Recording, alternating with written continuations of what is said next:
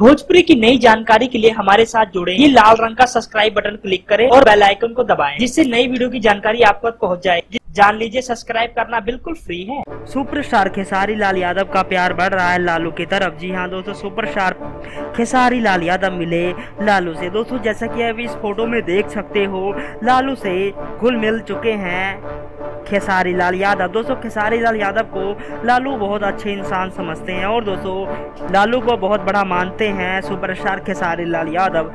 दोस्तों इस फोटो को सोशल मीडिया पे बहुत बड़ी मात्रा में वायरल किया जा रहा है और दोस्तों खेसारी लाल के फैन इस बात पे बहुत ज़्यादा खुश हैं, लालू के साथ दोस्ती हो गई। दोस्तों जानकारी के लिए बता देना चाहते हैं, सुपरस्टार खेसारी लाल यादव की आने वाली फिल्म मैं सेहरा बांध के आऊँगा फिल्म जोरों शोरों से शूटिंग चल रही है। हाल ही में उन्होंने मुकद्दर फिल्म की शूटिंग कंप्लीट की है, जिसमें सुपरस्टार खेसारी लाल यादव के साथ काजल राघवानी की जोड़ी धमाल मचा रही है। और दोस्तों बताया जा रहा है दोनों ही फिल्में 2017 की बड़ी फिल्मों में शामिल होंगी। धन्यवाद।